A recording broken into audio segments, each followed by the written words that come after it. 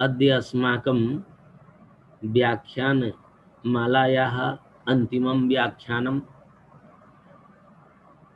शोधप्रविधिम् अधिकृत्य प्रतिदिनं काचित् चर्चा चलति। अद्य चर्चायाः विषयः वर्तते शोधनैतिकता। शोधे के नैतिक नियमाः अस्माभिः पालनीयाः। यतोहि शोधा बहुविधा भवन्ति। अस्माकं तु शोधस्य एकं क्षेत्रं, परन्तु शोधस्य बहुविधाः प्रवर्गाः सन्ति। साइंटिफिक रिसर्च वर्तते, कृषि विज्ञान क्षेत्रे रिसर्च वर्तते, एक्सपेरिमेंटल रिसर्च यत् कुत्रचित् वर्तते तस्य विशालं क्षेत्रं, सोशियोलॉजिकल रिसर्च अपि वर्तते, क्लिनिकल रिसर्च अपि वर्तते। येषां बहु प्रभावाः भवन्ति समाजे विश्वे। अतः तत्र यदि नैतिकता नास्ति तर्हि महान् दुष्प्रभावः समाजे भवति, लोके जायते।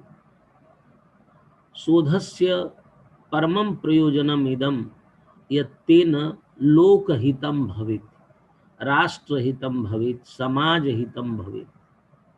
एकस्य जनस्य तु हितं भवत्येव, परन्तु यत् केवलं स्वार्थपरकं वर्तते कार्यं, लोकाय हितकरं न वर्तते, तादृशं कार्यम् अस्माभिः न करणीयम्, शोधक्षेत्रे विशेषतः।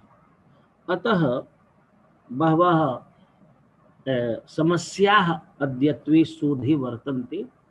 अतएव शोधस्य नियन्त्रणाय सर्वेषु विश्वविद्यालयेषु एका समितिः भवति, या शोधनैतिकतायाः विषये परीक्षणं करोति।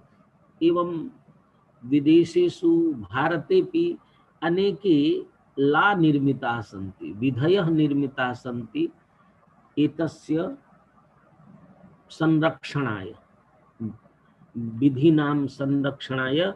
ये सर्वे नैतिकतायाः पालनं कुर्युः। यथा अद्यत्वे यत् प्रचलति, ये नैदानिक क्षेत्रे वदामि यत् भारतदेशे एकम् औषधं प्रदत्तं भारतदेशे कोरोना नियन्त्रणाय। तस्य महती भूमिका विश्वस्य अन्य देशस्य चिकित्सकाः स्वीकृतवन्तः। परन्तु एका पत्रिका एकं सर्वेक्षणं कृत्वा कथयति इदम् उपयोगी औषधं नास्ति, और तत्कालं विश्वस्य विभिन्नेषु समाचारपत्रेषु प्रकाश्यते। पुनः 15 दिनानन्तरं यदा तस्य शोधपत्रस्य परीक्षणं क्रियते तर्हि तस्य डाटा एव सम्यक् नास्ति। पश्चात् ज्ञायते एतद् असत्यम् अनुसन्धानमासीत्, असत्यानुसन्धानाधारितम् एतद् शोधपत्रं विश्वे एकस्य देशस्य एकस्य औषधस्य कृते दुष्प्रचारम् अकरोत्। एवं विभिन्नेषु क्षेत्रेषु भवन्ति शोधेषु अनैतिकताः। अतः प्रथमा या नैतिकता वर्तते सा सत्यता वर्तते। सत्यता स्यात् शोधेषु। अहं संस्कृतस्य शोधक्षेत्रे आगमिष्यामि, व्यापकं परिदृश्यं भवतां पुरतः प्रस्तुतुम् इच्छामि। अतः एतेषु सर्वेषु क्षेत्रेषु सत्यता भवेत्, विधि सम्मतता भवेत्, विधिसम्मतं कार्यं कुर्युः। अद्यत्वे बहुषु देशेषु, बहुषु क्षेत्रेषु, वैज्ञानिक क्षेत्रेषु ते अनुकरणं कृत्वा स्वकीयं डाटा नास्ति, स्वकीयं किमपि नास्ति। यथा बहवः देशाः सन्ति, ये अन्यस्य कार्यं स्वकीयं कार्यं धनेन कृत्वा कथयन्ति इदं मदीयं कार्यम् एवं स्वकीयां विधि सम्मततां तत्र प्रतिपादयन्ति एवं न करणीयम्। अतः तादृशः नैतिक भावाः शोधे स्युः भेद भाव विहीनता से एतादृशः शोधः न भवेत् येन भेदभावः भवेत् समाजे। बहवः शोधाः सन्ति वैज्ञानिक क्षेत्रेषु। सामाजिक दायित्वं वर्तते प्रत्येकं शोधस्य सोशल रेस्पॉन्सिबिलिटी। अतः सामाजिक दायित्वं पश्यतु अधुना एतस्मिन् सामाजिक दायित्वं वर्तते शोधस्य। कोरोना रोगस्य टीका निर्मिता। यदा शोधः कृतः महान् परिश्रमः अभूत्, धनव्ययो भी अभूत्। ये धनव्ययं कृतवन्तः ते कथयन्ति यत् अहं निर्धारणं करिष्यामि मूल्यस्य, अथ च अहं न कथयिष्यामि यत् केन प्रकारेण एतद् औषधम् एषा टीका निर्मिता, अहमेव विक्रयं करिष्यामि। यदि ते एव निर्माणं कुर्वन्ति विक्रयं कुर्वन्ति तर्हि बहूनि वर्षाणि तत्र गमिष्यन्ति विश्वे सर्वेषां जनानां टीकाकरणे। यदि तदेव बहुभिः क्रियते निर्मीयते तदा शीघ्रमेव सम्पूर्णे विश्वे टीकाकरणं भवेत्। परन्तु ते कथयन्ति अहं स्वकीयां बौद्धिक संपत्तिं न दास्यामि, मया निर्मिता। तर्हि सोशल रेस्पॉन्सिबिलिटी, जनाः मृत्युं प्राप्नुयुः परन्तु अहं न दास्यामि। एतद् विश्व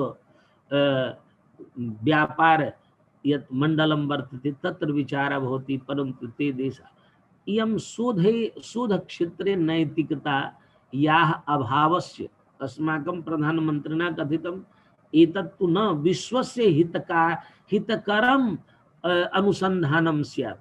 केवलं धनमेव, धनस्य उपार्जनमेव शोधस्य लक्ष्यं नास्ति। शोधस्य लक्ष्यम् अस्ति लोकहितं, विश्वकल्याण। अतएव अस्माकं सोशल सर्वेषां दायित्वं वर्तते यत् ये तेन शोधेन धनार्जनं भवतु परन्तु लोकहितं भवतु तत्कालम्। एवं न भवेत् यत् पूर्वम् एवमेव भवति स्म। यत् औषधम् अमेरिका देशे 20 वर्षेभ्यः प्राक् दत्तं तद् अस्माकं। यदा अहम् अमेरिका देशं गतवान् एवं कैम्ब्रिड्ज हार्वर्ड विश्वविद्यालयं गतवान्। हार्वर्ड विश्वविद्यालयस्य निकटे एव नीचै एव मेट्रो ट्रेन माला वर्तते, मेट्रो माला। तेन मेट्रो यानेन अहं तत्र विश्वविद्यालयं नीचै आसीत् स्टेशन। तत्र 100 वर्षेभ्यः प्राक् अस्माकं देशे 100 वर्षानन्तरं मेट्रो आगतं।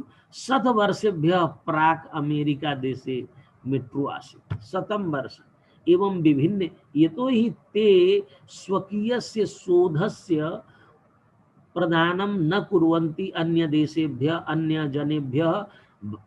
कामं ते दुःखिनः भवेयुः, तेषां किमपि भवतु, लोकहितं तेषां बहूनां शोधानाम् उद्देश्यं नास्ति। अतः शोधस्य उद्देश्यं टेक्नोलॉजी निर्माणं कस्मिन्नपि क्षेत्रे नूतन ज्ञान निर्माणस्य उद्देश्यं लोकहितं भवेत्। अतः सामाजिक दायित्वस्य पूर्तिं कुर्यात्, अनुसन्धानं विश्वासः स्यात्, दायित्वबोधः स्यात् एवं परस्पर सम्मान भावः स्यात्, निष्पक्षता स्यात्, डाटा विनिमयः। तदेव डाटा निर्माणम् अहं करोमि, अन्योपि तावता धनेन निर्माणं करोति। कथं न एकमेव यदि डाटा लैंग्वेज डाटा वर्तते तद् आदान प्रदानं भवति तदा तैः अपि परिश्रमः न क्रियते मयापि न एकेन परिश्रमेण बहुनां कार्यं चलति, परन्तु एतद् विश्वासाभावः वर्तते बौद्धिक, परंतु एतस्यां सर्वासाम् अपि अवस्थायां बौद्धिक संपत्तेः संरक्षणं भवतु। कस्मिन् अपि क्षेत्रे ये केऽपि किञ्चित् शोधं कुर्वन्ति, किञ्चित् नूतन ज्ञान सर्जनं कुर्वन्ति, तस्य संरक्षणं भवेत्, तस्य अधिकारः तस्मै स्यात्, एवं न स्यात् यत् कोऽपि तस्य प्रदर्शनं कुर्यात्, विकृतिं कुर्यात्, एवं न भवेत्। अतः स्वास्थ्य क्षेत्रे, खाद्य क्षेत्रे, औषध क्षेत्रे, कृषि क्षेत्रे, पर्यावरण क्षेत्रे बहवः नियमाः अद्यत्वे विश्वस्तरे, प्रत्येकं देशस्तरे, संस्थास्तरे सर्वत्र एतेषां नियमानां, नैतिकता नियमानां परिपालनाय अनेके विधयः निर्मिताः सन्ति। ये विधेः उल्लङ्घनं कुर्वन्ति तदा तेभ्यः दण्डोऽपि प्रदीयते। एवमेव यदा वयं शोधं कुर्मः तत्र केचन विषयाः महत्वपूर्णाः भवन्ति। यथा हिंदी भाषायाम् उच्यते ईमानदार होना चाहिए। ईमानदार की संस्कृत क्या होगी सर? ईमानदारः, ईमान हो उसको, सत्य, उसको हम कहें सत्यवादी या यथार्थकारी एवं रूपेण ईमानदारी भवेत्। कुत्र? डेटा निर्माणे यदि किंचित निर्मीयते, अब ईमानदारी अहम प्रदर्शयामि। अद्य अहम संध्योपासनं करोमि स्म प्रातःकाले। प्रातःकाले एव मम 10:30 वादने मीटिंग त्रयमासीत्। एकत्र व्याख्यानं गोरक्षपुरे योग विषये, एकत्र एकस्मिन् विश्वविद्यालये बोर्ड ऑफ स्टडीज मध्ये, एवं एकत्र परीक्षा मंडले 11 वादने। अतः प्रातः कालादेव शीघ्रता आसीत् यत् शीघ्रं सर्वं विधाय मया उपस्थातव्यम्। तदा अहं यदा जपं कुर्वन् आसम्, गायत्री मंत्र जपं कुर्मः, तदा मम मनसि अयं विचारः आगतः यत् कथं न शीघ्रं मंत्र पाठः भवेत्, येन प्रायः 10 मिनिटाः लगन्ति, तत्र शीघ्रता भवति। तदा मम मनसि अयमेव भावः आगतः यत् जपि अपि यदि ईमानदारी नास्ति तर्हि कस्मिन् कर्मणि भविष्यति। अहम् उक्तवान् येन क्रमेण यथा अहं करोमि तथैव विधास्यामि। परन्तु अद्यत्वे वयं डेटा निर्माणे किमपि कुर्मः तत्र किंचित असत्यतां प्रदर्शयामः। अतएव एतद् भवति मिथ्याकरणं, विकृतीकरणं,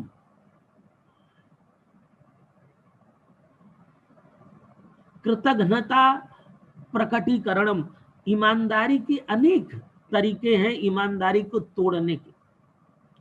तो जो भी हम यत् कार्यं क्रियते, संकलनम क्रियते, विश्लेषणम क्रियते, तो हमें कहीं से मिल गया, उसका विकृत करके हमने एक नया बना दिया, ऐसा नहीं। अखंडता, अखंडता भवेत्। सिद्धांतः मया गृहीतः परंतु प्रयोगः न कार्यते, एवं मया उद्घोषणा कृता अस्य हम प्रयोगं करिष्यामि एवं करिष्यामि, महान तत्र घोषः कृतः, परंतु अंतः तस्य सिद्धान्तस्य प्रयोगः न क्रियते, प्रयोग समय सामर्थ्यम् एव नास्ति। अतः सिद्धान्ते एवं प्रयोगे शोधे वयं कस्यचित् सिद्धान्तस्य प्रयोगं कुर्मः, कमपि विधिम् अधिकृत्यैव किंचित् लिखामः। विश्लेषणं यदा क्रियते तदा कमपि विधिमेव अधिकृत्य विश्लेषणं क्रियते। सुप्रीम कोर्ट मध्ये अद्य महद् विश्लेषणं पोटा कानून विषये भवति। तत्र किं हाई कोर्ट उच्च न्यायालयेन तस्य कथं व्याख्यानं कृतं सर्वोच्च न्यायालये अधुनापि बहस चलति। हम तदेव पश्यन् आसम् पठन् आसम्। तत्र कपिल सिब्बल महोदय सॉलिसिटर जनरल मेहता महोदय तत्र स्वकीयान् वक्तव्यान् उपस्थापयन्ति, तर्कान् उपस्थापयन्ति। अतः विचारे यत् विधि वर्तते तस्य विधेः कथं प्रयोगः क्रियते तत्र एकरूपता स्यात्, अखण्डता स्यात्। संरक्षणं संरक्षणम् अर्थात मया कार्यं कृतं तत्सर्वं प्रस्तुतम और प्रस्तुतेनन्तरं सर्वं समापितम्। यदि कश्चित् पृच्छति तत्र प्रमाणं प्रदर्शयतु, नास्ति सर्वं समाप्तं मया तु विनष्टीकृतं। तर्हि संरक्षणं करणीयं यावत् पर्यन्तं तद् आवश्यकं भवेत् तावत् पर्यन्तं तत् सर्वं संरक्षणीयं। शोधे उदारता भवति। उदारतायाः अर्थात ज्ञानस्य प्रकटीकरणम, सबको एक साथ जो हमने सोचा है उसको शेयर करना। उदारता एवं नास्ति। बहवः पृच्छन्ति अस्याः पंक्तेः का अर्थः यदि कश्चित् परिश्रवणे वदन् न न एवं नास्ति तो किम् अस्ति वदतु, न वदति। किमर्थं यद् भवान् ज्ञातवान् भवान् न जानाति, सः जानाति परन्तु प्रकटीकरणं न करोति, यतोहि भवान् अपि ज्ञास्यति। अतः एतादृशः शोध विमर्शे एवं न भवेत्। शोधार्थिभिः वा शिक्षकैः न केवलं ह्यूमनिटी क्षेत्रे अपितु अन्य विज्ञान क्षेत्रेषु शोधस्य विचारस्य अनुसंधानस्य भवतु, परस्परं संवादो भवतु, आलोचनायाः कृते अवसरः दातव्यः। यदि कश्चित् आलोचनां करोति तर्हि श्रोतव्य। यदि कश्चित् विचारस्य सिद्धान्तस्य विश्लेषणं करोति अन्यया दिशा तदपि श्रोतव्यम्। एवं यदि केनचित् कस्मिन् अपि चरणे किंचित् भवतां चिन्तने योगदानं कृतं, कस्यचित् विषयस्य विश्लेषणे योगदानं कृतं, किंचित् प्रदत्तं, तर्हि मुक्तकण्ठेन तस्य उल्लेखः शोधे करणीयः। इयमेव उदारता भवति। एतस्मात् अहं ज्ञातवान्, एतस्मात् सर्वेपि जनाः स्वमनसि ज्ञानसृजनं न कुर्वन्ति, सर्वेपि कुतश्चित् जानन्ति। यतोहि सोर्सेज ऑफ नॉलेज यद् वर्तते अस्माकं ज्ञानेन्द्रियाणि सन्ति। एतैः ज्ञानेन्द्रियैः एव ज्ञानं प्राप्यते। अस्माकं पार्श्वे ज्ञानं नास्ति। वयं ज्ञानवन्तः अस्माकं मौलिकं स्वरूपं, परन्तु केनचित् कारणेन स्वकीये मौलिके स्वरूपे वयं न तिष्ठामः। एवं अतएव यतोहि सत्यं ज्ञानम अनंतम ब्रह्म, सत्स्वरूपम ज्ञानस्वरूपम आनंदस्वरूपम अस्माकं एतत् स्वरूपम् अस्ति। यतोहि सर्वेषु शास्त्रेषु योगशास्त्रं स्यात्, ज्ञानशास्त्रं, भक्तिशास्त्रं, सर्वत्र द्वन्द्व विलोपः क्रियते। द्वन्द्वस्य समाप्ति एक रूपतां सर्वे प्राप्नुवन्ति ईश्वरेण सह, ब्रह्मणा सह, परमेश्वरेण सह, किन यद एव परम तत्वं वर्तते तेन सह अस्माकं एक रूपता भवति यदा अज्ञान निवृत्ति भवति। तर्हि अतएव वयं जीवः यत् किंचित् जानाति, वयं यत् किंचित् जानीमः इंद्रियाणां साहाय्येन। अतः ज्ञानेन्द्रियाणि ज्ञानम् आनयन्ति, तेन अस्माकं बोधः भवति। अतः क्लेम न कर्तुं शक्यते यत् मयैव निर्मितम्।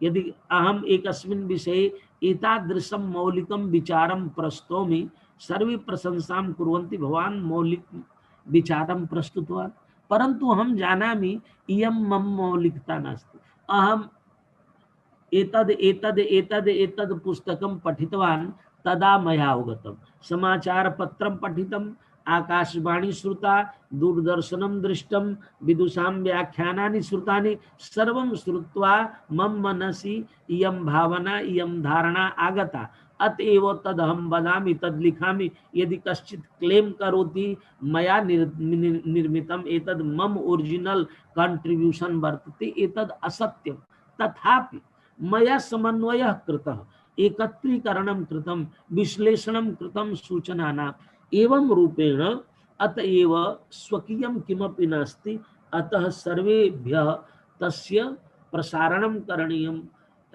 बोधः कारणीयः एवं ये किंचिदपि मम ज्ञाने योगदानं कुर्वन्ति तेषाम् उल्लेखः करणीयः औदार्येण गोपनीयता कुत्रचित् केषुचित् शोधेषु आवश्यकी भवति अतः गोपनीयता तत्र निर्धारणीया यत्र यत्र आवश्यकी क्लिनिकल ट्रायल मध्ये गोपनीयता अपि भवति अतः औषधि क्षेत्रे खाद्य क्षेत्रादिषु गोपनीयता आवश्यकी यद्यपि अद्यत्वे सर्वे कथयन्ति यत् सर्वं लिखतु अत्र किं किम् अस्ति केन प्रकारेण भवान् लिखितवान् विदेशेषु सर्वे सर्वं ज्ञातुम् इच्छन्ति अतएव तथा प्रकाशनम यदि करणीयम प्रकाशनम तो प्रकाशने तत्र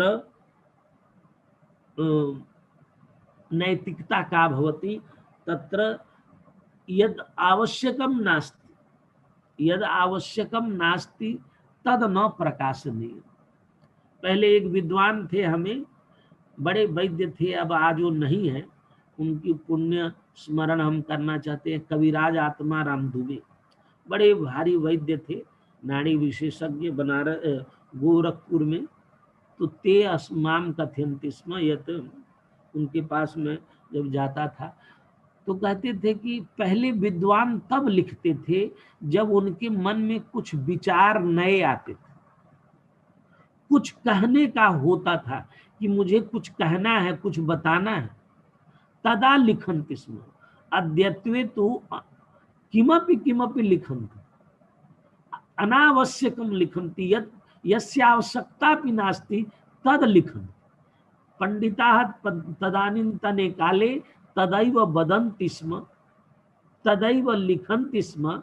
यदा किंचित वक्तव्यं भवति किंचित लेखनीयं भवति स्म। परंतु अद्यत्वे अस्माकं अध्ययन क्षेत्रे शोध क्षेत्रे काचित एतादृशी स्थिति संजाता वर्तते यत् अवश्यमेव लेखनस्य स्थिति अस्ति वा नास्ति, आवश्यकता अस्ति वा नास्ति, सर्वैः परन्तु लेखनीयम् इति कृत्वा सर्वे अद्यत्वे लिखन्त। अतएव यद् लेखनीयं तत् उचितं लेखनीयं, आवश्यकं लेखनीयं, अथ च एकस्यैव वारं वारं पिष्टपेषणं न करणीयं, ज्ञातस्यैव तथ्यस्य वारं वारं तस्यैव उल्लेखः न करणीयः। एतादृशं शोधकर्म करणीयं यत्र सामाजिक भेदभावः न स्यात्।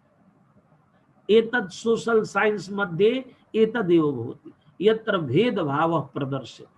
नैतिकता इयं वर्तते यत् सामाजिक लैंगिक विभेदीकरणं न भवेत्, भाषा विभेदीकरणं न भवेत्, स्थान विभेदीकरणं न भवेत्, परंतु सोशल साइंस मध्ये इयं थियरी वर्तते द्वंद्वस्य उत्पत्ति, द्वंद्वोत्पत्ति कार्या इति मार्क्स थियरी वर्तते। अतः ताम पद्धतिम अनुसृत्य सोशल साइंस मध्ये विभेदीकरणमेव भवति एवं नास्ति एकीकरणं भवतु समाजस्य। अतः सामाजिक क्षेत्रे तथा अस्माकं भेदभाव पूर्णं अनुसंधानं न भवेत्। अनुसंधानं प्रतिस्पर्धायाः वृद्धिं कुर्यात्। यत् अहम् एतस्मिन् क्षेत्रे अहमपि एतत् कार्यं कृतवान्, किञ्चित् योगदानं स्यात् नूतनस्य अनुसंधानस्य कृते, क्षेत्रस्य उद्घाटनं कुर्यात्। एवं रूपेण बहवोपि नैतिक नियमाः शोधानां कृते प्रस्तुता। एतत्तु सामान्य विषयाः सन्ति, येषाम् उपयोगः वयं सर्वेषु क्षेत्रेषु कर्तुं शक्नुमः। सर्वक्षेत्र अनुसन्धानस्य ये यानि यानि क्षेत्राणि सन्ति, यथा साइंस अस्ति, विज्ञानम् अस्ति, इंजीनियरिंग अस्ति, टेक्नोलॉजी तदेव कथ्यते, चिकित्सा क्षेत्रं वर्तते, अन्यानि बहूनि क्षेत्राणि सन्ति, सोशल साइंस क्षेत्रं वर्तते। अस्माकम् आगच्छति मानविकी क्षेत्रे, ह्यूमनिटीज क्षेत्रे विज्ञान दर्शनं साहित्यशास्त्रं व्याकरणम् एतत् सर्वं भाषा विज्ञानम् एते अस्माकं यानि शास्त्राणि आयुर्वेदं त्यक्त्वा, आयुर्वेदं तु क्लिनिकल मध्ये अपि, साइंस क्षेत्रे अपि, ज्योतिषं गणित क्षेत्रे, खगोलशास्त्रं विज्ञान क्षेत्रे अपि आगन्तुं शक्नोति। परन्तु वयं केवलं यथा अद्यत्वे संस्कृत क्षेत्रे वयं शोधं कुर्मः। अद्य एकस्याः छात्रायाः 12:30 प्री PhD प्रेजेंटेशन आसीत्। तया आयुर्वेदे पुंसवन संस्कार विषये, स्त्री प्रसूति विषये केचन विषयाः तत्र उपस्थापिताः। अहं तत्र आसम्। अहं शान्तचित्तेन सर्वं शृणोमि स्म। मम मनसि अयं विचारः पूर्वम् आसीत् यत् संस्कृतस्य छात्राः यदि गणित क्षेत्रे, आयुर्वेद क्षेत्रे वा एतस्मिन् क्षेत्रे येषु क्षेत्रेषु अस्माकं काचित् योग्यता नास्ति, पूर्व शिक्षा नास्ति, यदि तस्मिन् क्षेत्रे कार्यं कुर्मः, यदि कश्चित् आयुर्वेदे कार्यं करोति, आयुर्वेदे न विशेषज्ञता, न BMS अस्ति, न MS अस्ति, न आयुर्वेदाचार्यः अस्ति, न MD अस्ति, किमपि नास्ति, संस्कृत MA अस्ति, परन्तु आयुर्वेद ग्रन्थान् पठितवान्, आयुर्वेदे शोधं कृतवान्, तर्हि अस्य किं मूल्यं भविष्यति लोके? एषः संस्कृतस्य क्षेत्रेपि यदि गच्छति तर्हि विद्यालयेषु महाविद्यालयेषु आयुर्वेदस्य पाठ्यक्रमः नास्ति, तर्हि यः पाठयति तद् भिन्नं पाठयति। एवं शोधक्षेत्रे गच्छति तो शोधक्षेत्रे ये सन्ति ते अन्यत् शोध कुर्वन्ति, तावती योग्यता नास्ति, अस्माकं प्रैक्टिकल नॉलेज नास्ति। तथा वयं ग्रन्थान् पठितवन्तः स्मः, परन्तु प्रैक्टिकल नॉलेज नास्ति। यदि कोऽपि आयुर्वेदे कार्यं करोति तर्हि आयुर्वेद क्षेत्रे औषधि निर्माणे, रोगी परीक्षणे सर्वेषु क्षेत्रेषु भवतु, तर्हि किं योगदानम् अस्माकं भवितुम्? अहं तस्याः प्रस्तुतिः सञ्जाता, तदा मया उक्तं यत् भवत्याः किं क्षेत्रं, कि कस्मिन् क्षेत्रे भवती कार्यं करोति जानाति? अहम् उक्तवान् भवत्याः क्षेत्रं वर्तते हिस्ट्री ऑफ आइडियाज, बौद्धिक इतिहास। एतस्य विषयस्य सर्वांगीणतया बौद्धिक क्षेत्रे ये या अस्माकम् आयुर्वेद क्षेत्रे यत् किमपि कृतं तस्य चिन्तनं हिस्ट्री ऑफ आइडियाज एवं इंटेलेक्चुअल हिस्ट्री मध्ये भवत्याः कार्यं वर्तते। अतएव एतस्यापि क्षेत्रस्य महती आवश्यकता वर्तते। यस् ये स्वकीय क्षेत्रस्य सर्वेषां शास्त्राणां विकासक्रमस्य सिद्धान्तानाम् अवबोधः कस्यचित् स्यात्, क्रमस्य प्रक्रियायाः एषः, यथा कोऽपि साइंस मध्ये अपि सर्वेपि साइंस विशेषज्ञाः प्रैक्टिकल न कुर्वन्ति, थ्योरिटिकल भवन्ति, सिद्धान्तान् चिन्तयन्ति। तथैव अस्माकं क्षेत्रेपि आयुर्वेद क्षेत्रे, अन्य क्षेत्रे येषां क्षेत्राणि अद्यत्वे प्रायोगिक रिसर्च रूपेण प्रचलन्ति, तेषु क्षेत्रेषु वयं सिद्धांत क्षेत्रे कार्यं कुर्मः, हिस्ट्री निर्माणं कुर्मः, विचाराणां सिद्धान्तानां विकासक्रमस्य एवं कस्यापि विषयस्य पूर्णावबोधः भवतु, तथा वयं चिन्तयामः। अतएव अस्माकं यत् क्षेत्रं वर्तते तत्क्षेत्रे तेषु क्षेत्रेषु वयम सिद्धांतानां यतो आइडियाज या सन्ति विचारा सन्ति भाषा क्षेत्रम स्यात् वा धर्मशास्त्र क्षेत्रम स्यात् दर्शन क्षेत्रम स्यात् तत्र विचाराणां सिद्धांतानाम् इतिहासः वर्तते परन्तु अस्माकं शास्त्रे इदम् उक्तम् अस्ति यत् विचाराः यदि क्रियान्विताः न भवन्ति तदा भारभूताः भवन्ति। अहं किं कस्मिंश्चित् क्षेत्रे जानामि परन्तु तस्य क्रियान्वयनं कर्तुं न शक्नोमि तर्हि एतादृशं ज्ञानं मम भारभूतं वर्तते। अतएव ज्ञानं भारः क्रियां विना इति उक्तम्। अतः एतस्य कस्यापि प्रयोगः कथं भवेत् चतुर्भिः प्रकारैः विद्या उपयुक्ता भवति।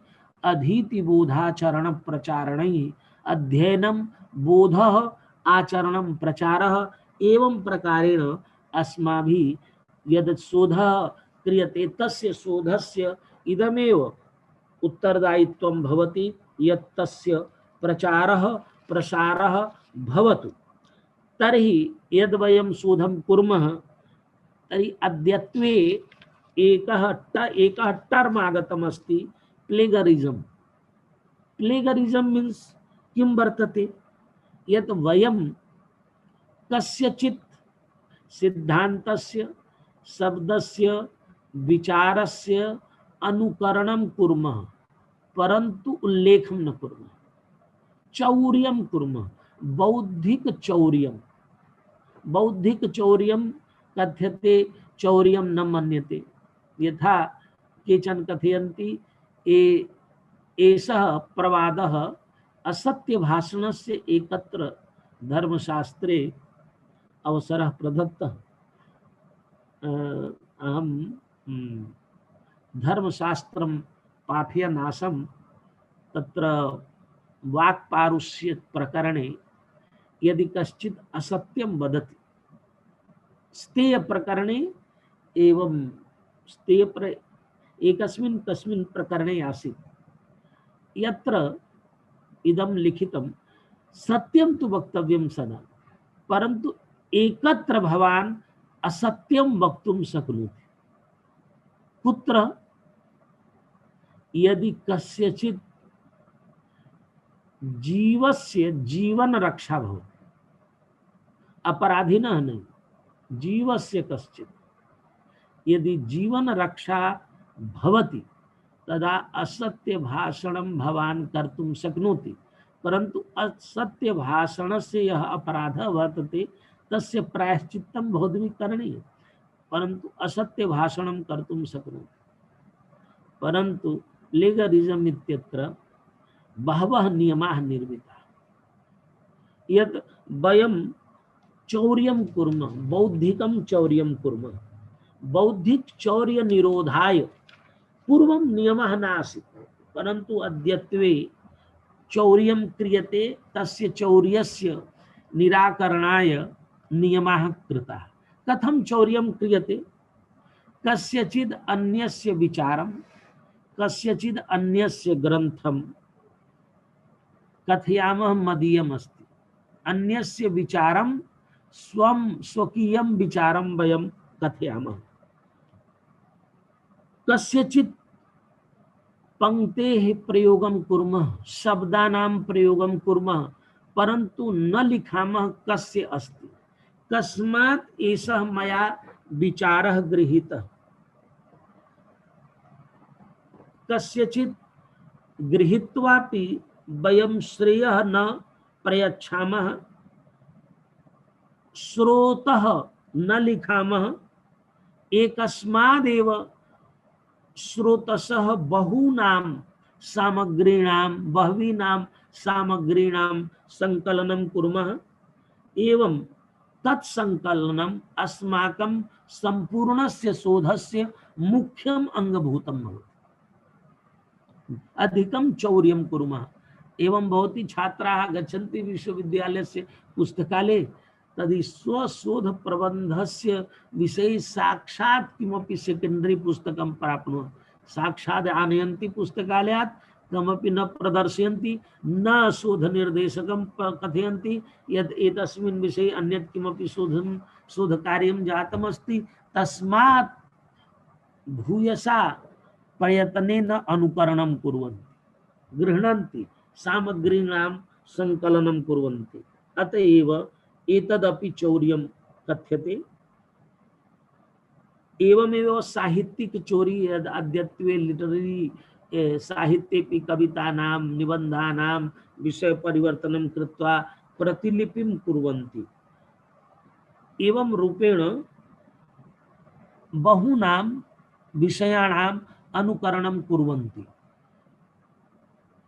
कुत्रचित् एवं कुर्वन्ति ग्रहणं कुर्वन्ति नाम लिखन्ति अशुद्धं नाम लिखन्ति नाम लिखितो यथा बलदेव उपाध्याय इति स्थाने जलदेव उपाध्याय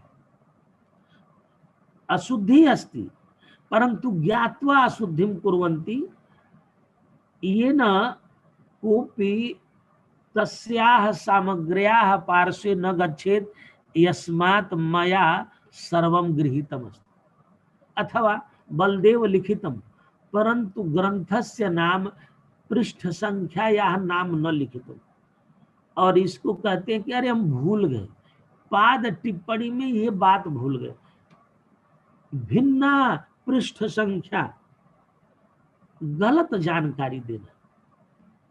अनेन किं ते प्रदर्शयन्ति पश्यतु मया संदर्भः दत्तः परंतु मशीन कृते तो संदर्भः अस्ति परंतु यथार्थतः स संदर्भः नास्ति। अतएव बहुरूपेण तत्र बौद्धिक संपत्तेः चौर्य कार्यं अस्माकं शोध क्षेत्रे चलति। बहुषु विषयेषु सर्वेषु विषयेषु फिल्म क्षेत्रे साहित्यिक क्षेत्रे अर्थात बौद्धिक क्षेत्रे बहु प्रचलति। यदि भवान्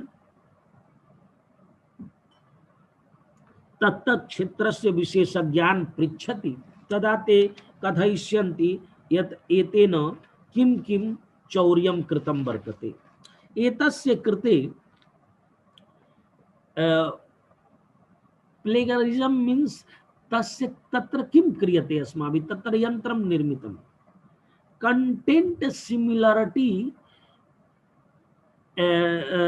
डिटेक्टर कंटेंट सिमिलरिटी डिटेक्टर एकं यत् प्लेगरिज्म मशीन अस्ति कंप्यूटराइज्ड सिस्टम वर्तते टेक्स्ट मशीन मैचिंग सॉफ्टवेयर वर्तते परंतु अस्माकं संस्कृत क्षेत्रे नास्ति। अतः अद्यत्वे संस्कृत क्षेत्रस्य जनाः छात्राः प्रसन्नाः सन्ति यत् अस्माकं क्षेत्रे नास्ति परंतु शनैः शनैः एतद् यथा शोधगंगायां ये केपि तत्र गच्छन्ति तेषां शनैः शनैः एतादृशी निर्मिति भविष्यति यत् भवान् कुतः गृहीतवान् कस्मात् ग्रन्थात्। यतोहि अस्माकं संस्कृतस्य सर्वम् आन्लैन् नास्ति सर्वं तथा सुसज्जितं नास्ति परंतु आंग्लभाषायाम् अन्यासु भाषासु वर्तते। किंचित् अभी भवान्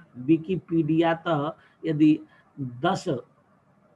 10 वाक्यानि गृह्णाति स्वकीये लेखे ददाति पश्चात् ते टेक्स्ट मैचिंग डिटेक्शन मशीन द्वारा एतत् सॉफ्टवेयर द्वारा टेस्टिंग कुर्वन्ति तद् ज्ञातं भवति। अतएव भिन्न भाषा क्षेत्रेषु एते विषयाः आगताः सन्ति परंतु अधुना संस्कृत क्षेत्रे नास्ति। यद्यपि अस्ति अस्माकं विश्वविद्यालये सर्वेषां शोधछात्राणां शोधाः गच्छन्ति टेस्ट भवति चेकिंग भवति तत्पश्चात् तत्र कियत् पर्यन्तं तेषां मौलिकता वर्तते कियत् मौलिकता नास्ति। यथा बिब्लियोग्राफी इत्यत्र का मौलिकता भविष्यति अतः बिब्लियोग्राफी पृथक् क्रियते तस्य किंचित् अंशाः आयान्ति परंतु मूल भागे मूल खंडे तत्र एवं सिमिलरिटी न भवेत् कुतश्चित् न भवेत्। अतएव तथा परीक्षणं यूजीसी द्वारा एतद् निर्धारितं वर्तते तस्य परीक्षणं भवति अतएव ते गृह्णन्ति। तदा अस्माभिः सर्वप्रथमम् एते नियमाः, अन्येपि नियमाः सन्ति। ये नियमाः तत्र कापीराइट नियमाः वर्तन्ते, तद्विषये अहं कथयिष्यामि। लोकसम्पदा वर्तते। यदि कश्चित् जनः लिखितवान् ग्रन्थं 50 वर्षं व्यतीतानि, 57 वर्षाणि व्यतीतानि, तदा सः ग्रन्थः यथा एकः प्रकाशकः एकं ग्रन्थं प्रकाशयति, तत्र लिखति कॉपीराइट, सी इति लिखति। तस्य नियमः 1989 मध्ये तस्य नियमः आगतः। अतः यदि तेन यदि भवान् ततः फोटो कॉपी करोति वा अन्यत् किमपि करोति, लिखति विना आज्ञां तस्य, तदा तत्र नियमः आयान्ति 50,000 रूप्यकाणि दण्डरूपेण अथवा 1 वत्सरस्य तत्र कारावासः भवति। एवं प्रतिलिप्यकरणस्य, तथा च यदि कश्चित् लेखकः वर्तते, जीवितलेखकः, तर्हि तस्य ग्रन्थस्य प्रकाशनं 75 वर्षाणाम् अनन्तरमेव तस्य जीवनकाले तस्य कॉपीराइट न गच्छति। अतएव कियन्ति अपि वर्षाणि भवेयुः प्रकाशनस्य, परन्तु यदि जीवति तत्र बहवः कॉपीराइट नियमाः निर्धारिताः सन्ति। अस्माकं कॉपीराइट सम्बद्धाः अत्र विषयाः न सन्ति, यतोहि वयं कॉपीराइट विषये न प्रकाशकाः न तु लेखकाः, वयं तु शोधार्थिनः। परन्तु एतस्मिन् क्षेत्रे बहु नियमाः सन्ति कॉपीराइट बौद्धिक संपदायाः संरक्षणे। एका अन्या अपि अवधारणा मध्ये अस्ति लोक संपदायाः। लोक संपत्ति सा भवति यस्याः कॉपीराइट नास्ति। कॉपीराइट आसीत् परन्तु समाप्ता, अथवा तस्य कदापि कॉपीराइट नासीत्। यथा गीता प्रेसस्य पुस्तकानि सन्ति, अनुवादाः सन्ति, तत्र कॉपीराइट नास्ति। भवान् गृह्णातु, पठतु, करोतु, यत्किमपि करोतु, पुनर्प्रकाशनं करोतु, कापि समस्या नास्ति। एके अन्ये गान्धीवादिनः आसन्, मिश्रमहोदयाः, तेषां बहवः ग्रन्थाः कॉपीराइट विमुक्ता आसन्। कोऽपि तस्य प्रकाशनं कर्तुं शक्नोति स्म। तत्र ते कथयन्ति स्वनाम्नापि कर्तुं शक्नोति स्म। तेषां विचाराणां प्रचारः प्रसारः भवतु, एतदेव लक्ष्यमासीत्। अतएव बहुषु ग्रन्थेषु कॉपीराइट पूर्वतः एव नास्ति। यत्र अस्ति, यदि 75 वर्षाणि व्यतीतानि भवन्ति, पूर्वं तु न्यूनमेव आसीत्, शनैः शनैः तत्र परिवर्धनं भवति। अतः कॉपीराइट नियमाः तत्र बहवः आयन्। परन्तु अस्माकं क्षेत्रे यद् वयं शोधं कुर्मः, तत्र विशेषरूपेण अस्माभिः अवधेयं यत् सत्यता स्यात्। कॉपीराइट उल्लङ्घनं कस्यचित् अनुकरणं न भवेत्। तर्हि केन प्रकारेण करणीयं, येन न भवेत्? सर्वप्रथमम् अहं कस्यचित् साक्षात् न किमपि स्वीकरिष्यामि इति दृढः आग्रहः स्यात्।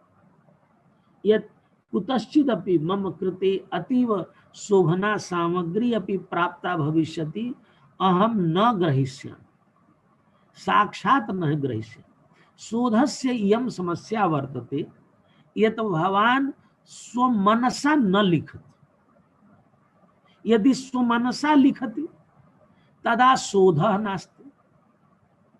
शोधस्य कृते न मूलं लिख्यते किंचित, विदाउट रेफरेंस आप लिख नहीं सकते, न किंचित लिखितुं शक्नोति।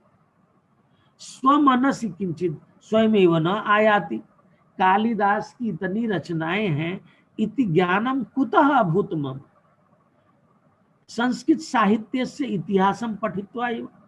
अतएव कौटिल्येन एकम् उदाहरणं दत्तं यत् भ्रष्टाचाराः भवन्ति बहुविधाः। 42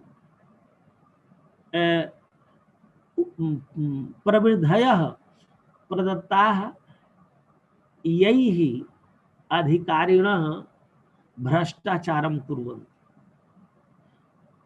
तत्र एकः श्लोकः तत्र प्रदत्तः, यत् भवान् राज्यं किमपि कुर्यात् ते भ्रष्टाचारम् अवश्यं करिष्यन्ति। केन रूपेण करिष्यन्ति? मत्स्य इव।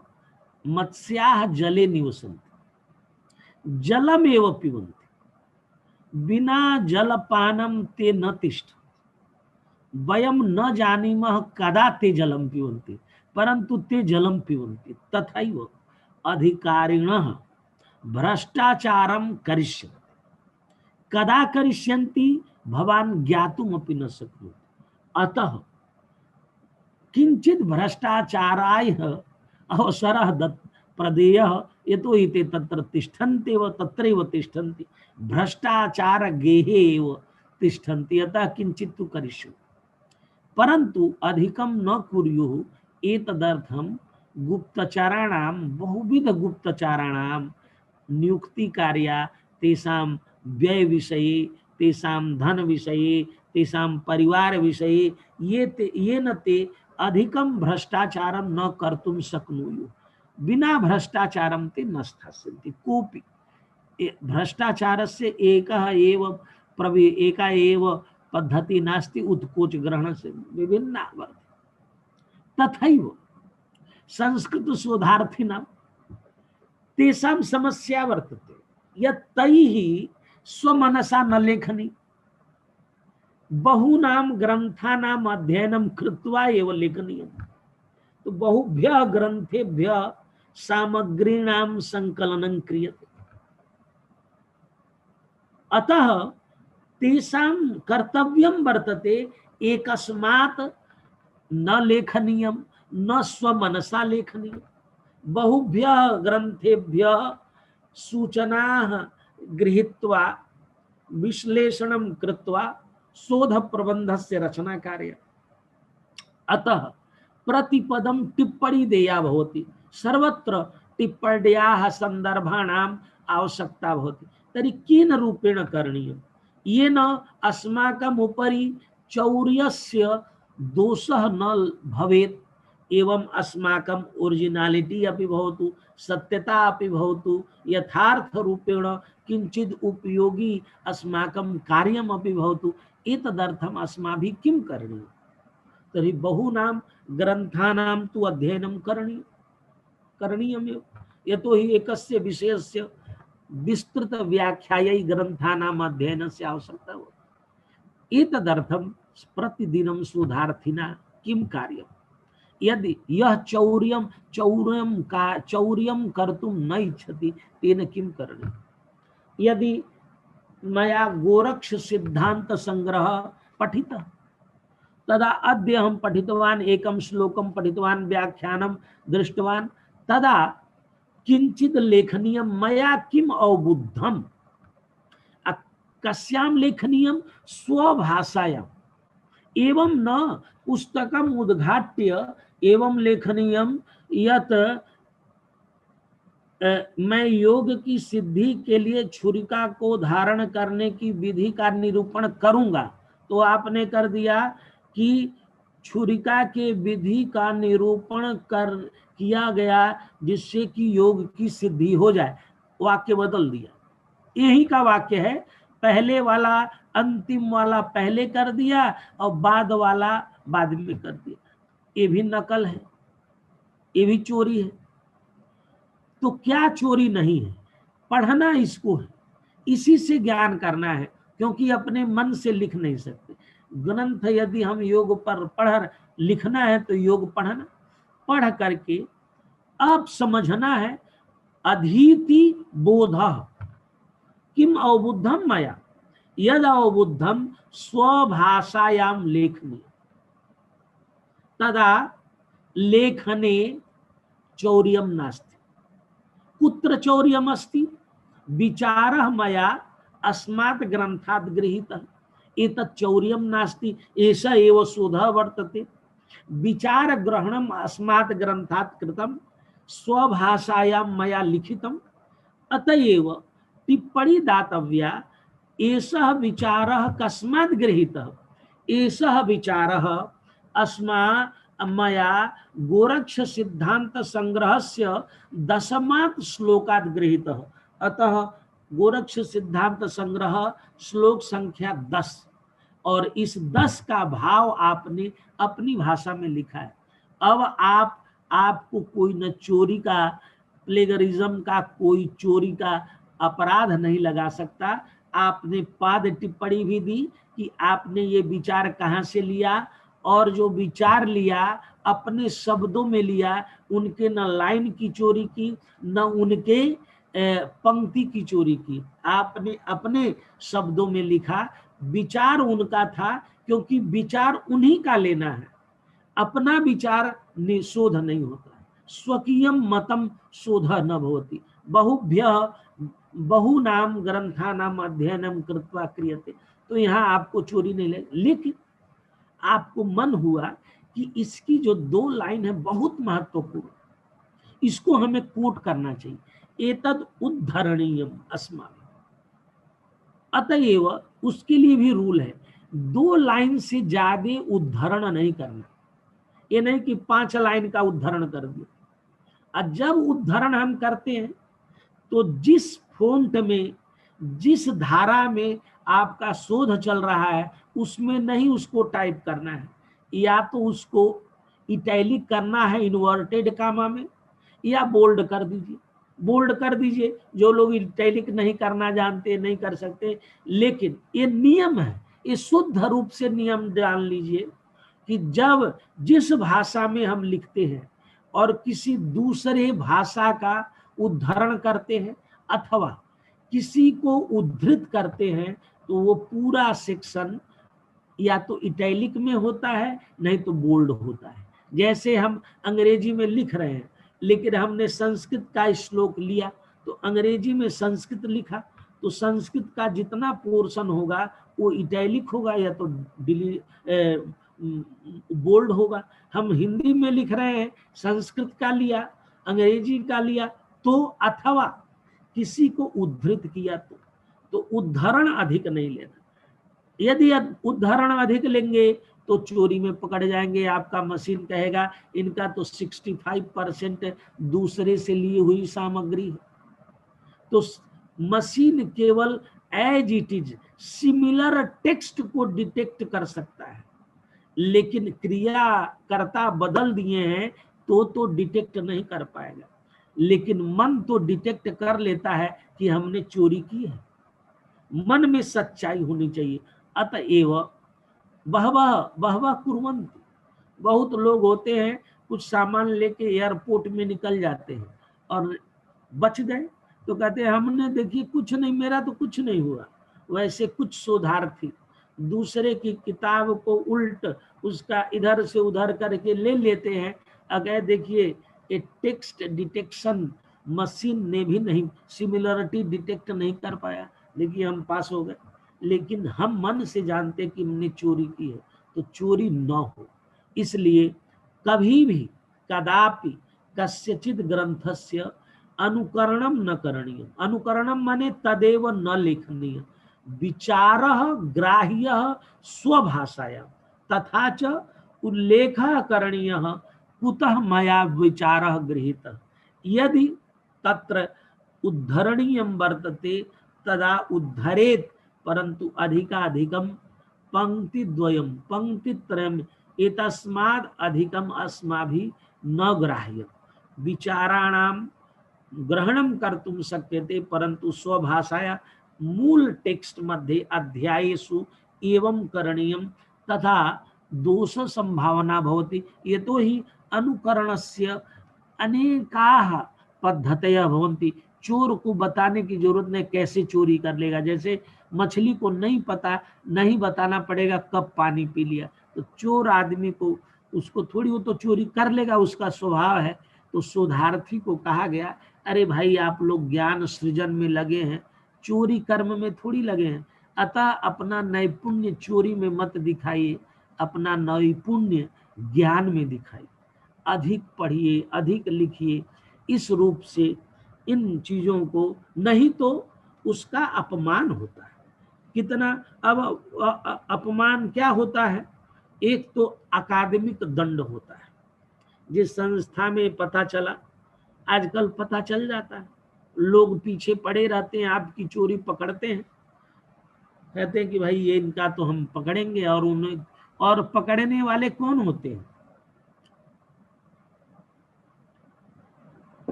कौन पकड़वाता है, मित्र।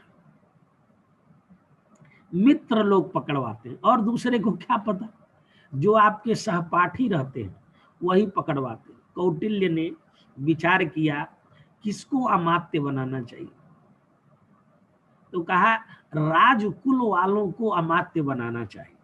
जो भी राजा के पुत्र संतति हो अपने उस परिवार के, उनको बनाए। कहा क्यों, कहा वो आपका साथ नहीं छोड़ेंगे, जो भी हो जाए वो आपका साथ नहीं छोड़ेंगे। कहा कैसे, कहा जैसे पशु सब चरने जाते हैं, शाम को आते समय ये नहीं कि गाय भैंस के साथ चली जाए, बकरी भैंस वाले ग्रुप में सब एक साथ चरते हैं, लेकिन शाम को वापस गाय गाय में, बकरी बकरी में, भैंस भैंस में, सब अपने अपने ग्रुप में ही घर वापस आते हैं। इसलिए चाहे कुछ भी हो, राजकुल के जो होते हैं वो आपका सहयोग देंगे, कभी परित्याग नहीं करेंगे। एक आचार्य का मत, ऐसे अनेक मत है।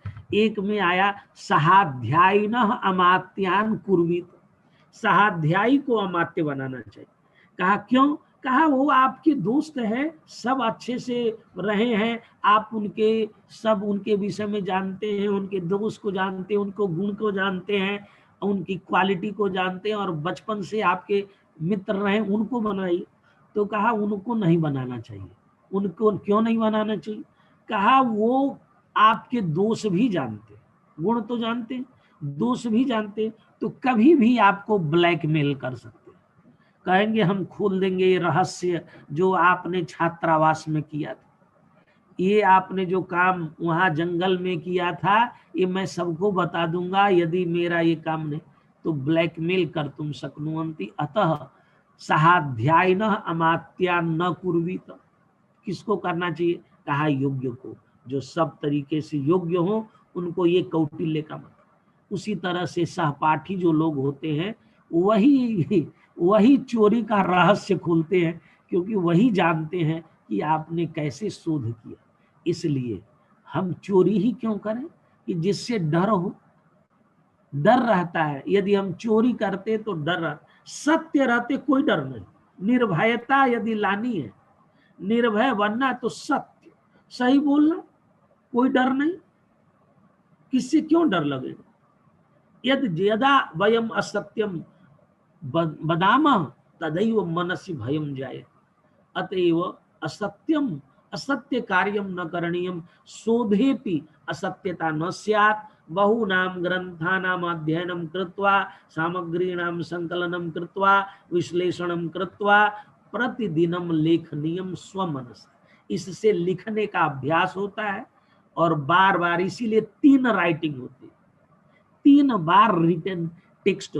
इसीलिए हम थीसिस में लिखते हैं, हम रिव्यू जब करते हैं तो कहे प्रोग्रेस क्या है, तो कहा फर्स्ट राइटिंग हमने अपने शोध निर्देशक को दिया, शोध निर्देशक पढ़ते हैं, उसको करेक्शन करते हैं, कुछ जोड़ते हैं, कुछ घटाते हैं, फिर उसको बाद में हम कहते हैं, तब हम सर्टिफाई करते हैं, इदम मम मौलिकम शोध कर्म एतम विषयम अधिकृत्य न केनापि अद्यावधि कार्यम कृतम न कुत्रचित एतद प्रकाशितम।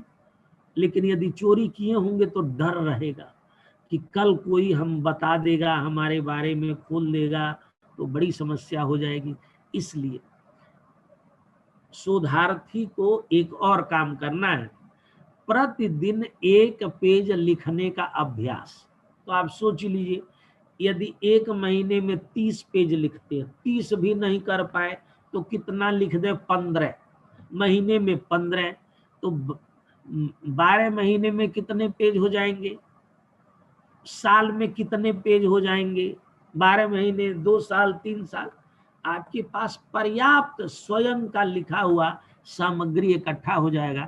जिसका संशोधन, परिवर्धन, विश्लेषण आप करेंगे। और एकदम ध्यान रखें उदारता का। चोरी, किसी कोई आदमी किसी के बारे में अच्छा कहने से छोटा नहीं होता है। जो जिसका जितना सम्मान करता है उसको उतना सम्मान मिलता है। एक तो अपना विचार, एक बार मेरे मन में विचार आया कि होता है कि किसी को आप नमस्ते करते हैं बार बार, वो आप कोई उत्तर ही नहीं देता है, इधर मुंह कर लेता, उधर मुंह कर लेता, वो तो कभी करता भी नहीं। और आप रोज करते हैं तो भी अच्छी तरह से उसका उत्तर नहीं दे। तो एक बार मन में विचार आया कि छोड़ देना चाहिए, नहीं नमस्ते करेंगे, क्या फर्क पड़ता है, इससे हमारा क्या जाएगा। तो एकाध दिन मैंने छोड़ दिया, और छोड़ने के बाद उस आदमी को देखने पर ये तुरंत ये बात ध्यान में आया कि नमस्ते करना नहीं करूंगा।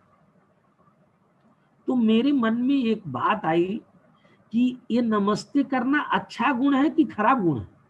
तो कहा अच्छा गुण है। तो यदि मुझे ये गुण भगवान की कृपा से मिला है तो किसी के कारण मैं अच्छा गुण छोड़ दूं? नहीं। उसी दिन से अपना व्यवहार जैसा था वैसा कर दिया। तो अच्छा गुण क्या है?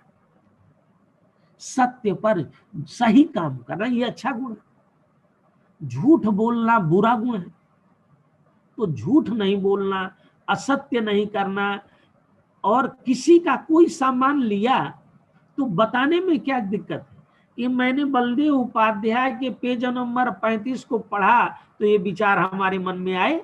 हमने पाणिनि को पढ़ा, भाष्यकार को पढ़ा, इतने बड़े बड़े लोगों को पढ़ा, और उनके उदाहरण देने में डर किस बात का, संकोच किस बात का? तो संकोच उसको होता है जो चोरी किया होता है। यह चौर्यम न करोति, सत्यवादी, उसको कोई दिक्कत नहीं, वो सबको उद्धृत करेगा। इसलिए ये उदाहरण देना बहुत जरूरी, और वो भूल जाता है। इसलिए जब लिखें, बहुत लोग चोरी करना नहीं चाहते हैं लेकिन टेक्निकल कारण से चोरी करते, वो भूल जाते हैं कि मैंने कहां से लिखा। तो हमेशा विद्यार्थी को, शोधार्थी को, पहले जमाने में हम जब लाइब्रेरी जाते थे, पुस्तकालय गमनम भवति स्म तदा वयम कार्ड गृहीत्वा गच्छामः स्म। पुस्तकालय यदि कमपि ग्रंथम पठामः तो सर्वप्रथमं तस्य ग्रंथस्य नाम, संपादकस्य नाम, प्रकाशकस्य, वर्षस्य, कुत्र, कति अध्यायाः, कियत् मूल्यं, कदा प्रकाशितम्, एतद् द्वितीयं, तृतीयं, किं संस्करणं वर्तते, सर्वम् अस्मिन् अध्याये, कस्मिन् अध्याये मम शोध विषयका विचाराः सन्ति, कुतः मया ग्राह्यं, कुतः मया पठनीयम् इति, कस्य पृष्ठस्य मया मम आवश्यकता वर्तते इति लिखित्वा स्थापयामः स्म। किमर्थं? स्वः तत् पुस्तकं तत्र स्थास्यति वा न स्थास्यति न जानामि, परंतु यदि ग्रंथस्य सर्वं ज्ञानम अस्ति तर्हि हम कुतः पुनः अन्यत्रापि अन्वेषणं कर्तुं शक्नोमि, यदि अस्मिन् पुस्तकालये पुनः प्राप्तं न भविष्यति। एवमेव यदा वयं लिखामः, किंचित् पठामः, तदा लिखामः, लेखन काले एव लेखनीयं यत् एतस्मात् मया पठितं, ग्रंथात् साक्षात् न ग्राह्यम्। किमर्थं? यदि भवान् लिखति तदा विस्मरति पूर्व पश्चात् यत् एतद् मया लिखितम् अथवा ग्रंथात् लिखितम्। अतः ग्रंथं पठित्वा कदापि ग्रंथस्य अनुकरणं न करणीयम्। स्वमनसा ग्रंथस्य भावाः कीदृशापि स्युः ग्राह्याः एवं संदर्भाः दातव्याः, एवं रूपेण सर्वत्र स्वच्छता शोधे भवतु। अस्माकं संस्कृत क्षेत्रे किं भवति? मशीन प्लेगरिज्म यत् चेक करोति, मशीन प्लेगरिज्म चेकर वर्तते, तत् गृह्णाति। किमर्थं गृह्णाति? अस्माभिः बहवः श्लोकाः उद्धृता भवन्ति पाठे, मूल पाठे, और यथा वाक्यपदीयम् अधिकृत्य वयं शोधं कुर्मः तर्हि प्रत्येकं पदे एकं श्लोकं प्रयच्छामः। वाक्तत्वस्य स्वरूपं प्रतिपादयता भर्तृहरणा एवं लिखितम्, एका कारिका दीयते। इयं कारिका तु कस्यचित् वर्तते, एवं मदीया नास्ति यदा चेकर आयाति मशीन यदा चेक करोति तदा कथित एतत् 60% भवान् कुतश्चित् गृहीतवान् अतः एव एतस्य कृते किं करणीयं सर्वत्र मूल कारिका न देया तत्र संख्या टिप्पणी मध्ये देया तस्य विषयाग्राह्य यत्र अति आवश्यकं परंतु पृष्ठपूर्तये पृष्ठानि न्यूनानि भवन्ति तदा कथयन्ति कि अरे 200-400 श्लोक डाल दो यदि 20,000 श्लोकानाम् उपरि कार्यं करोति तर्हि 200 श्लोकान् विकर संस्कृत को कहते हैं कि हिंदी लिख करके इंक छिड़क दो कहीं विसर्ग कहीं हलन तो हो जाएगा तथैव महाभारतम अधिकृत्य यदि भवान् शोध कार्यं कृतवान् 200 श्लोकानां वितरणं करोतु शोध प्रबन्धे यतो हि न्यूनाः पृष्ठाः सन्ति एवं न कार्यं यदि एवं क्रियते अयमपि दोषः वर्तते केचित् कथयन्ति यत् अहं तु स्वकीयात् ग्रन्थात् लिखामि स्वकीयात् ग्रन्थात् अपि न लेखनीयम् एतत्तु खुद चोर स्वयमेव चौर्य कार्यं क्रियते स्वस्मादेव ग्रंथ ये स्वयं चौर्यं क्रियते यत् मया एकः ग्रन्थः प्रणीतः आसीत् तस्मिन् ग्रंथे एते विषया 3य अध्याय आसन अब हम नई किताब लिख रहे हैं तो वहां के लाके यहाँ डाल दिए ये खुद चोरी ये भी साहित्यिक चोरी है स्वकीयात् ग्रंथादपि यदि गृह्यते तत्रापि अयं नियमः एवं कोऽपि नियमः नास्ति यद् भवान् कस्यचिद् अपि स्वकीयादपि ग्रन्थात् विना एवमेव ग्रहीतुं शक्नोति तत्र नियमः नास्ति इत्थम् अस्माभिः अधिकः समयः न ग्राह्यः अद्य समाप्तिकालः अतएव एका एव अवधारणा अस्माभिः धारणीया यत् कस्माच्चित् अपि ग्रन्थात् किंचित् गृह्यते तदा तस्य उल्लेखः कार्यः पंक्तिशः ग्रहणं न करणीयं विचारस्य ग्रहणं स्वलेखन्या लेखनीयम् अर्थात स्वकीय शब्देषु लेखनीयं न तेषां पंक्तीनाम् अनुकरणं कार्यं विचारस्यापि संग्रहणं कृतं तथापि उल्लेखः करणीयः कस्मात् ग्रन्थात् कस्मात् पृष्ठात् एतद् गृहीतं येन कश्चिद् एवं न कथयेत् यद् भवान् चौर्यं कृतवान् अथ च या प्रणाली वर्तते लेखनस्य तस्याः प्रणाल्याः यथा उद्धरणं क्रियते तर्हि कियत् पर्यन्तं लेखनीयं यदि श्लोका यतो अस्माकं मौलिक ग्रन्थाः भवन्ति तान् अधिकृत्य अतः तेषां पादटिप्पणीषु अथवा सन्दर्भेषु अथवा फुटनोट मध्ये केवलं संख्यायाः प्रदानं करणीयं यदि अधिकं गृह्यते तर्हि भवान् चौर्यम् अपि न करोति यतो हि तमेव मूलग्रन्थं गृहीत्वा कार्यं करोति तथापि तस्य चौर्यस्य आरोपः लगति अतएव सर्वापि नैतिकता ये नियमाः सन्ति कदापि एतादृशः विषयः न ग्राह्यः यह सामाजिक विद्वेषं कुर्यात्। अब आप कहें कि वेद में ऐसे रिसर्च आप करें जो अच्छे भाव न देते हो। अब जैसे मैं आपको बता दूं कोई शोध लिया दुर्गा जी का सुरापान भागवत में दुर्गा जी के सुरापान का विश्लेषण क्या पंक्ति लिया कि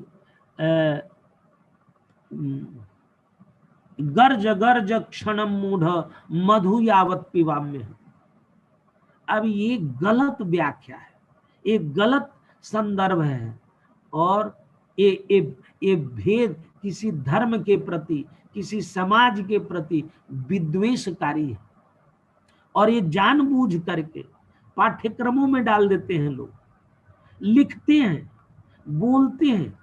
हमारे संस्कृत के विद्वान ऐसे घृणित चीजों का भी उल्लेख, अपने को आधुनिक बनाने के चक्कर में ऐसी चीजों का उल्लेख और व्याख्यान करते हैं जो व्याख्या गलत होती है, गलत व्याख्याएं होती हैं, उन गलत व्याख्याओं को प्रस्तुत करते हैं। अब आपको न स्त्री स्वातंत्र मरहती, संस्कृत में लिखते, आज भी बोलते हैं स्त्रियां स्वतंत्र नहीं है, फलान है, ढिमाक है, कहते रहते संस्कृत के लोग कहते।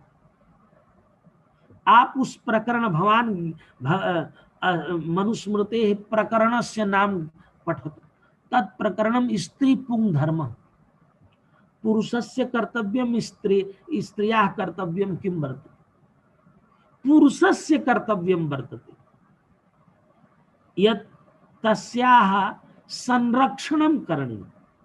संरक्षणं नाम अकर्म करणात् रक्षेत इति, अकर्म करणात् रक्षेत।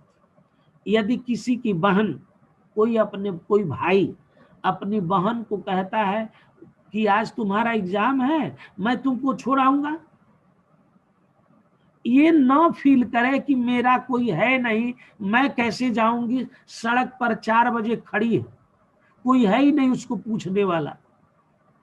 एवं कदाचित जीवने स्त्री का नहीं होना चाहिए। क्यों नहीं होना चाहिए? क्योंकि स्त्री के सम्मान से ही राष्ट्र का सम्मान होता है। गृहिणी गृहम उच्यते, जिस समाज में स्त्री सुखी नहीं है, संपन्न नहीं है, वह समाज अच्छा नहीं मानेगा। एतद अस्माकं व्याख्यान। तो एतद पुत्रस्य धर्म, पुत्रस्य दायित्व, परंतु कथम प्रस्तुतम कुर्वन्। स्वतंत्रा कौन नारी होती है? स्वतंत्रा शब्दस्य कोऽर्थः धर्मशास्त्रे, फ्रीडम नास्ति। आज का वो फ्रीडम नहीं है, फ्रीडम ऑफ एक्सप्रेशन। अतः एता संदर्भानां टीकानां सर्वस्य बिना व्याख्यानम बिना सर्वेक्षणम यत्किमपि वदन्ति कुर्वन्ति, अतः अस्माभिः तत् न कर्तव्यम्। अस्माभिः सम्यक ग्रंथ, ये तो इस सेकेंडरी सोर्स से जब करते हैं तो उल्ट पुल्ट करते हैं, हम भी लिखते हैं उल्ट पुल्ट। अतएव मूल स्रोतसाम उपयोग करणीय। और कोई भी विषय, व्याख्यान तो विशेष प्रतिपत्ति, बहुविधानि व्याख्यानानि भवितुम् अर्हन्ति, अतः व्याख्या करणीय। एवं न यद स्व व्याख्या, इस तरह का रिसर्च करो कि झगड़ा करा दो समाज में। अनुद्वेग करम वाक्यम सत्यम प्रियहितम चयत। इसलिए नैतिकता का अस्माभिः संस्कृत क्षेत्रे अद्यत्वे छात्राः अध्यापकाः स्वात्मानम् आधुनिकं प्रदर्शयितुं ते यदा वृद्धा भवन्ति, और क्या है, केवल शरीर को उच्छृंखल बनाना, शरीर को खोल देना, यही आधुनिकता का पैमाना नहीं है। इसलिए जब कोई ऐसे विषय आते हैं तो उछलने लगते हैं, इनमें नैतिकता का भाव हो जाता है। जैसे हम जीवन में बहुत ऐसी बातें कही नहीं जाती, हम जानते हैं, जिनको प्रदर्शित नहीं किया जाता, कहा नहीं जाता, लेकिन हम चाहते हैं कि जो बातें हम नहीं कहते वो कहें। ये हमारा फ्रीडम है, ये शोध में कहना चाहते हैं और इस तरह के विषय लेना चाहते हैं। इसलिए अत्र अस्माभिः सावधानता कार्या एवं सामाजिक दायित्वस्य, राष्ट्रीय दायित्वस्य, संस्कृत दायित्वस्य, संस्कृत रक्षायाः अस्माभिः दायित्वं ग्राह्यं वर्तते, येन शास्त्राणि संरक्षितानि भवेयुः, न एवं भवेत् बिभेत्यल्पश्रुताद् वेदो मामयं प्रहरिष्यति। अब ये आ गए हैं, अब तो हमारी तो कुछ न कुछ व्याख्या करेंगे, ये तो बेचारे ग्रंथ क्या कहें। हाँ, ये हमारा दायित्व हमारे ऊपर था, तो हम उनकी रक्षा करें, उनको पढ़ें, ऐसी व्याख्या करें जिससे समाज राष्ट्र का कल्याण हो और व्यापक फलक पर इसका चिंतन करना चाहिए, छोटे फलक पर चिंतन नहीं करना चाहिए।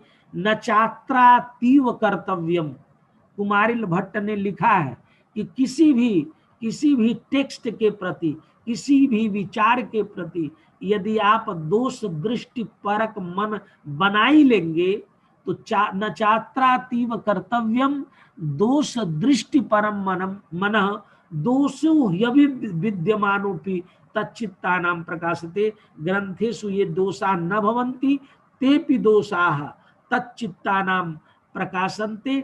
अतएव अस्माभिः सावधानता, नैतिकता एवं उच्च स्तरीयता या जीवने भवति सा आनेया येन सर्वविधम अस्माकं मंगलम भवेत् राष्ट्रस्य समाजस्य शास्त्रस्य एवं अस्माकं कार्याणि आगामी काले ये जनाः ये छात्राः ये आचार्याः आगच्छेयुः ते पठित्वा कथयेयुः नूतनः कश्चन मार्गः एभिः आचार्यैः एभिः शोधार्थिभिः प्रकटितः अहमपि एतादृशान् कार्याणि विधास्यामि इत्येव उक्त्वा अहं बहुशः धन्यवादान् भवद्भ्यः सर्वेभ्यः विज्ञापयामि यत् भवद्भिः महता उत्साहेन मम सर्वेपि विचाराः श्रुताः।